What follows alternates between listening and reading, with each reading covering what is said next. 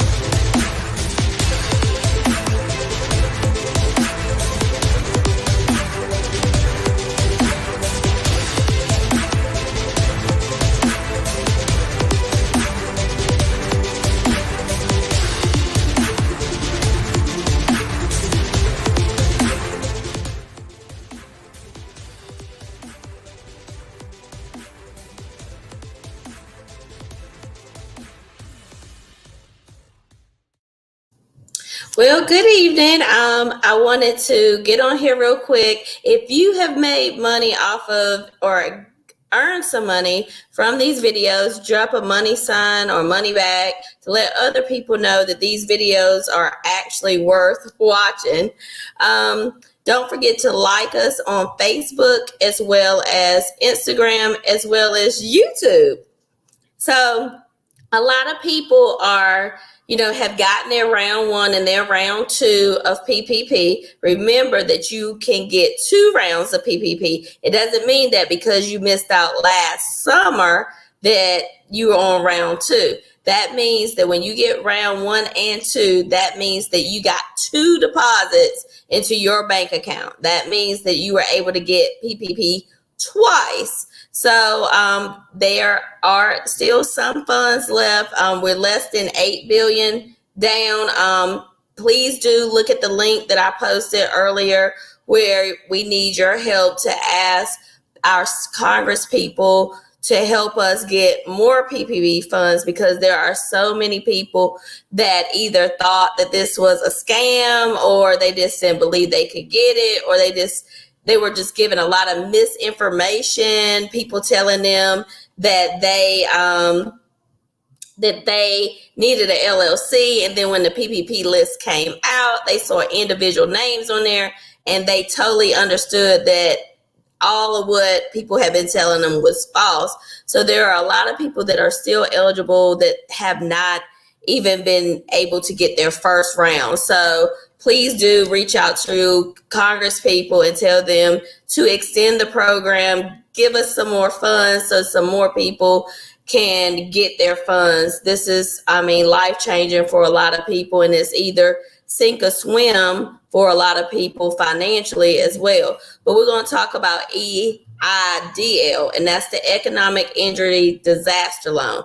Remember, PPP is through a lender, which is a bank, but EIDL is straight through the SBA portal. If you have not applied, you can do that. We have a question. The question is the money still available? Yes, it is. Only CDFIs, and I put the link in there, or you can contact my office and we can connect you and we can help you with the process to get your PPP funds, because we do have lenders that are still helping people get their funds. I'm putting it here in the ticker so that people can see where they can send their information.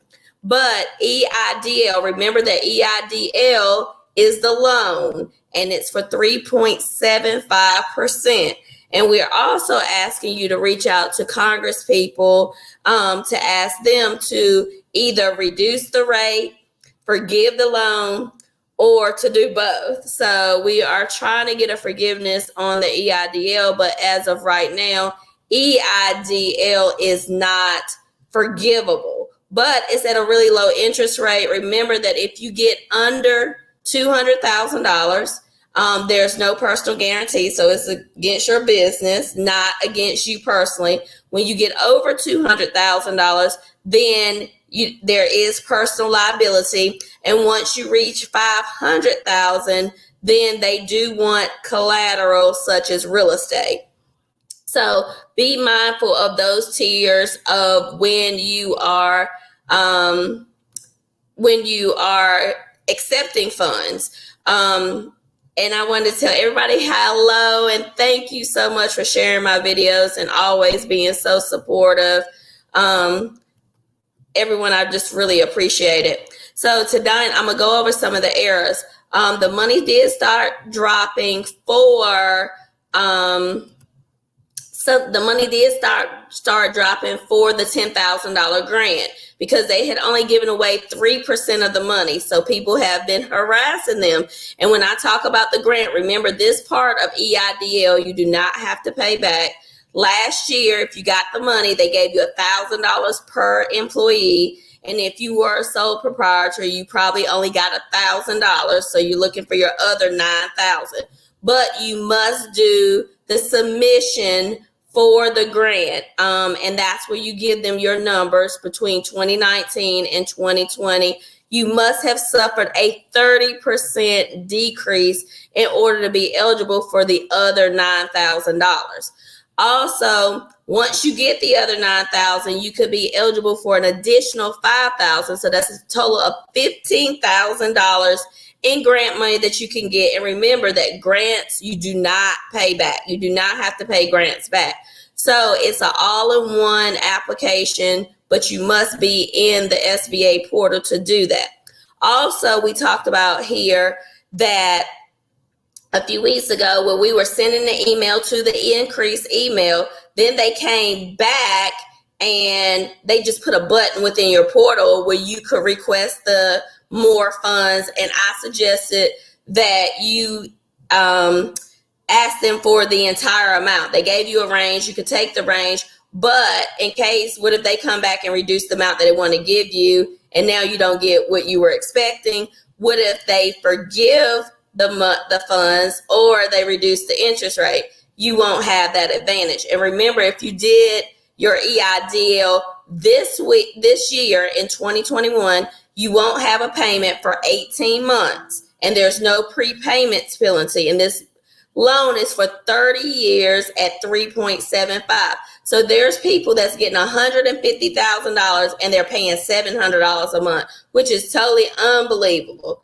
It's a one of a lifetime chance that this would happen ever again. So remember that loan money can be used as leverage, not as debt to struggle. So, but don't take on more debt than you can. And this is not financial advice. I'm not giving anybody no financial advice. I'm just giving you multiple perspectives as to how to see this. So this is not financial advice at all. I have some questions here, then I'll get into the errors that we're seeing on the site. If you see a wrong account number on the documents, how can you change it to the correct account number for PPP? It's going to vary lender to lender.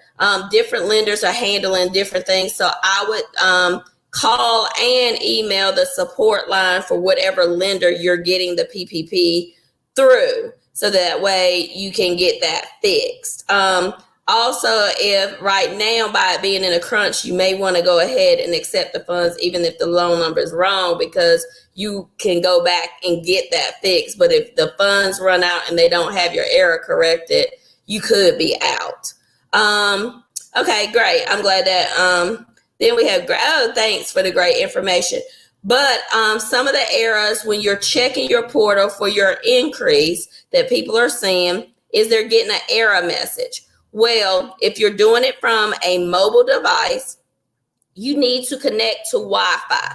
Now, these tips that I'm giving you, if you can get in the portal, I don't want you to send me a message saying, well, my phone didn't do that. I didn't have that problem. I didn't have to do that. This is it. This is only things that you should try if the event that you cannot get into your account. So if you can get into your account from your cell phone, great.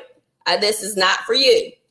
But if you're having trouble getting into your account, then I would suggest you try these things.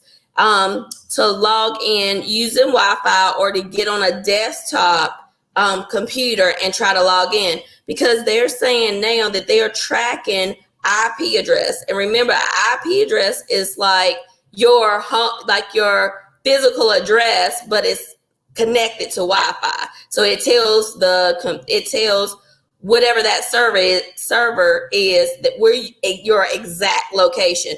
So to combat fraud, they are picking up IP addresses and they don't want you using mobile device. Could your mobile device do it? Yes, but I would strongly suggest that if you're getting an error, to log into Wi-Fi so that you're connected to a local Wi-Fi server. And I probably wouldn't use a public one because they are tracking for fraud. Also, if you do not answer unknown calls, spam calls, from my understanding of what I'm reading on the internet, that the SBA is calling from toll-free numbers, and some of these toll-free numbers are coming from Texas. So if I were you, even if you don't answer anonymous calls, I would answer every call during this process, so that way you don't miss out, because you don't want your loan officer to be calling you and you don't get their call and they don't leave you a voicemail or something freak happens. So I would suggest that you start answering unknown calls if you really want this money. And, you got the option to hang up if it's the wrong person. But I strongly suggest that you answer unfamiliar numbers right now, because some of these loan officers are trying to push people through the queue, and they may need to ask you a question or tell you something, or they may have sent you an email and they might be working on your file. And then if they got 1,000 other files, they go on to the next person and then take 3 weeks to get back to you. So I would highly encourage you to answer unknown calls right now. Also, I would strongly suggest that you search every day, and I would do a physical search within my email. If you don't have any information on your loan, I would do a search for SBA.gov, because that's the handle that these loan officers, the communication from SBA is going to be coming through a email. And some of these loan officers are going to be reaching out to you from their work emails. So make sure that you're checking your spam as well as your regular inbox. And then sometimes, if you like me, getting over 200 emails a day, you could easily not see their email, and you want to be very responsive because you want them to push your file through. So with that being said, I would do a search daily, at least once a day, of SBA.gov, just to see what emails and if you've got any recent emails. Also, I have some questions here. What is the increase in regards, you late for class? Sure. The increase is in reference to EIDL. Remember, this is straight through the SBA, and they're giving up to $500,000.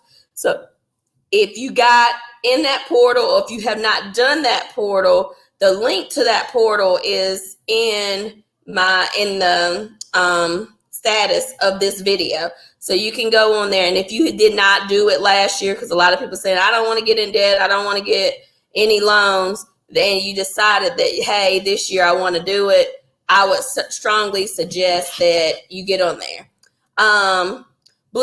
Blue Acorn the best site to use when applying for PPP? Blue Acorn is one of the few sites. When you say best, I don't know, because just because of the backlog, a lot of people are seeing delays in funding with Blue Acorn, but Blue Acorn is one of those places where you apply and they shoot your information out to several different lenders to pick you up, and they are working with CDFI. So if you can't get in directly with a CDFI, Blue Acorn is definitely an option to connect with a CDFI that is still funding for PPP. So to say it's the best site, I don't know, but people are still getting approved. I did hear some people are having some delays up to 30 days in getting their money. But as long as that you know that you're going to get your money, that should give you some kind of consolation, comfort in knowing that the money is coming. And remember that PPP list that was going around. Once you are assigned the funds, you can look on there so that way you know the funds have been assigned to you so that you can see that. Drop any other questions that you have. I'll be glad to answer them. But remember that in difficulty lies opportunity. This is your opportunity. Remember that it's not too many times that you're going to be able to get a loan with no collateral. So the SBA is willing to give you a loan at a 3.75% interest rate with no collateral up to $500,000. Also, many banks aren't going to let you get a loan without a personal guarantee, and they're going to let you get this loan up to $200,000 without being a personal guarantee. That means you being personally liable. The business will be liable for the debt as long as you stay under the $200,000 threshold. With EIDL, if you receive the mail to sign your loan on your portal, should you expect another email? I would just go in to the portal and check it physically. So I wouldn't rely on singular email communication unless it is coming from your loan officer. But most of these docs, because of time constraints and different things, they are going to let you sign them. The documents are going to be signed electronically, so they will be signed through the portal. So I would do both. That's why I'm telling you to search your email for SBA.gov and to go into that portal just in case you miss something or it's an error on their part. So you don't want to get the short end of the stick because you were being reactive and not proactive. It says, are you penalized for and receiving both PPP and EIDL? No, you are not penalized for receiving both. But when you do your forgiveness, depending on your lender, if they ask you for the weeks that you use PPP, which is your Paycheck Protection, and we talked about this, and this even applies when using unemployment, where if you say that you use PPP for May and June salary, you can't get unemployment during May and June because that would be double dipping. Because you can be audited for your EIDL loan, and they have reserved the right to do that anytime after they have given you the funds. So if your EIDL comes back and you can't say, well, I use part of these funds for May and June's paycheck of 2021 if you claimed it on PPP. So you just can't double dip. You can say, okay, I use my PPP funds for May and June of 2021. I use my unemployment for July, August. I use EIDL for September, October. So I hope that that's kind of clear that you won't be penalized, but you just can't overlap the time frame that you are wanting them to count funds if audited.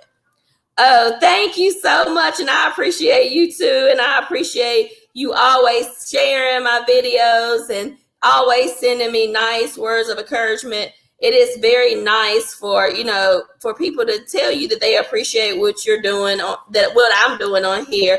to help other people. And hopefully this pandemic will turn into a bandemic for you and so many other people, and put people in a better position, both financially and scale their business to be bigger than ever. And like I said, in opportunity, in difficulty lies opportunity. This is your opportunity. Just don't get caught up listening to people who know nothing about nothing, and you miss basically a blessing that, or opportunity that may not come. Okay, so when you pay yourself from PPP, can you do anything with the funds? It's just like your paycheck. As long as you got your paper trail that says, hey, that's my June's paycheck, and you can pay yourself weekly, bi-weekly, monthly, however you would pay yourself. And I would just have, if you don't, a lot of people don't have a check for their account that they use. You could, like I said, you could either, and I think you brought this to my attention because I did not mention this on the last video, but then you brought it to my attention afterwards that could you use a certified check? Yes, you could go to your bank, get a certified check made out to yourself. So then that way you have a cancel check and a paper trail that you paid yourself, because remember that at least 60% must go to payroll. So if at least 60%, that means if you give 100% to yourself, then you meet that threshold for the forgiveness part. And then you can use a counter check, which they have at the banks, where you can just write it and sign it and endorse the back. You could get a certified check. You could get a money order from your account, because banks will issue money orders. You could do a transfer, so that you could transfer from one account to another. So then that way you got a solid paper trail as to where you spent that money. And remember, not only paying yourself, but if you decide that you didn't want to pay yourself the entire amount, then you could use it for fixed costs. But to answer your question, long story short, because I'm kind of rambling on, once you cut yourself that check, it's like any other paycheck. If you want to go buy a motorcycle, you can go buy a motorcycle, because guess what? You gave yourself a paycheck. The guideline says that it's for Paycheck Protection. You paid yourself for the month of May. You paid yourself for the month of June. And what you do with your paycheck once you get it is your business. So a lot of people are bashing people because they don't know what that person's paper trail looks like. So that's why I tell you, don't listen to people that know nothing about nothing. So as long as you got your paper trail together, and you know you got your paper trail together, that's for the forgiveness. Now, say that you don't have a paper trail and they come back in. Guess what? You pay the money back at a 1% interest rate, and you don't get it forgiven. So, and then you don't have a payment for 10 months. So what if you don't want to, do that? I don't know why you would.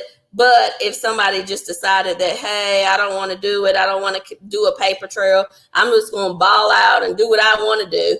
Well, guess what? You probably facing a 1% interest rate, and you're not going to be able to get it forgiven. And remember that before you apply for your forgiveness, that you must have exhausted all the funds. So that means that you've already paid yourself. If you got fixed costs, you can document all of the funds, where they went to, even if they went to your savings account. A lot of people are cutting themselves a check and saying, I don't know what this pandemic's going to do. I'm not going to ball out. I need that money as a nest egg. So they cut themselves a check and put it in their savings account, just like they would a paycheck.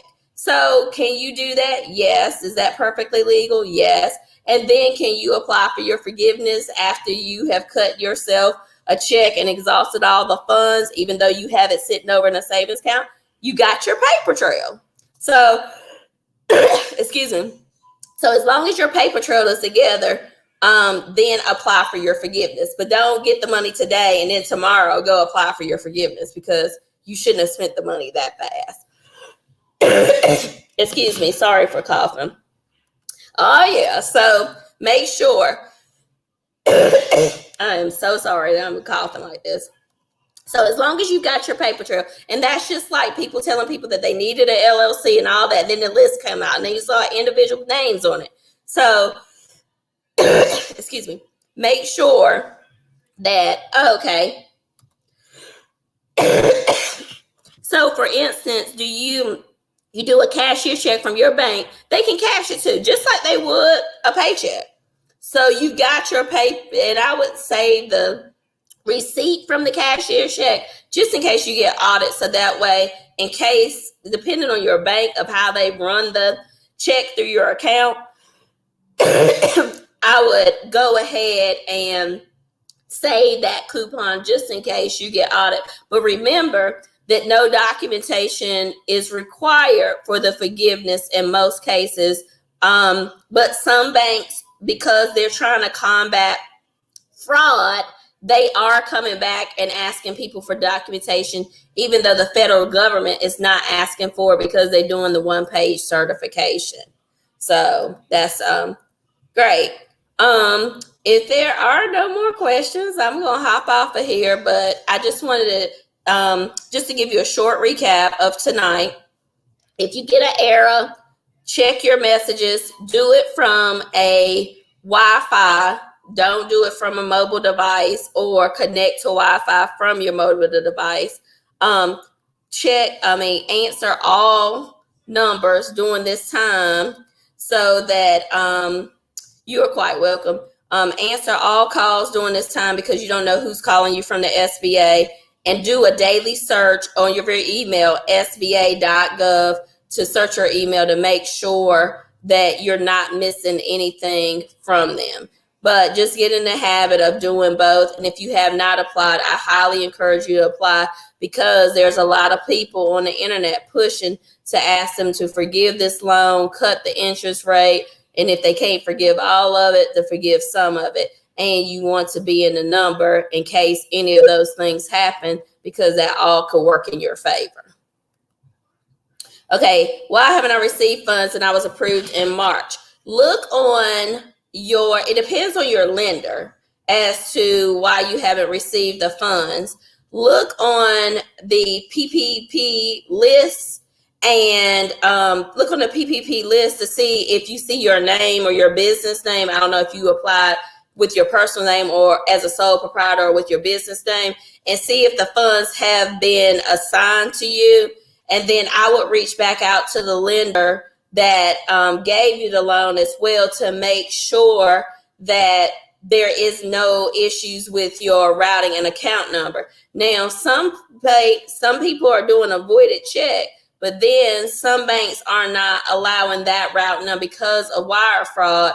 Make sure that you call your bank to make sure that the routing number and account number that you do have will accept an electronic deposit into your account.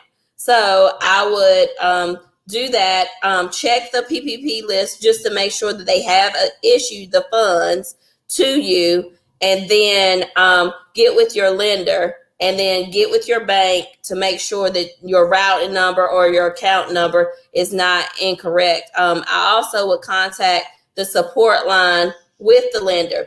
Now, for instance, if you went through a place like Blue Acorn, but your contract came from Harvest Bank or Huntington Bank, I would contact not only Blue Acorn, and you can look on your contract and see this, I would contact Huntington Bank, whoever issued that loan through Blue Acorn. So that way, that bank probably does not have the same volume of calls and emails as Blue Acorn, because Blue Acorn is sourcing these people out. So look back on your contract and see what bank actually is doing your funding, and I would reach out to that bank as well. So reach out to, if you working with a portal lender, an online lender that's shooting out your information to 50 different sources trying to get you funding, then I would contact that company, contact the direct company that's doing the lending, and I would look on that PPP list to make sure the funds have been assigned, and check with your bank to make sure there are no issues with with I see I did seen it. They haven't sent no funds. Okay. But and then check and double check to make sure they got the right accounting number and routing number on there. And then depending on what entity it is, they could just be really, really backed up because like I said, a lot of these banks are getting backed up, and we're seeing where other banks are depositing funds for other banks. So they are really trying to work to expedite this process. So the people with China Green Down accounts, good accounts to deposit your funds. Some banks are not that I'm seeing are not accepting Chime and Green Dot accounts. So you need to make sure that your lender will accept those accounts because there are some lenders, depending on what type of account it is, especially if you just open the account, they are being really skeptical about depositing the funds into accounts that are just recently opened because of fraud. So be real mindful of that as well. Any other questions? All right, well, thank you for watching, and I hope this video helps. Be sure to like and share it with all your friends. Thank you.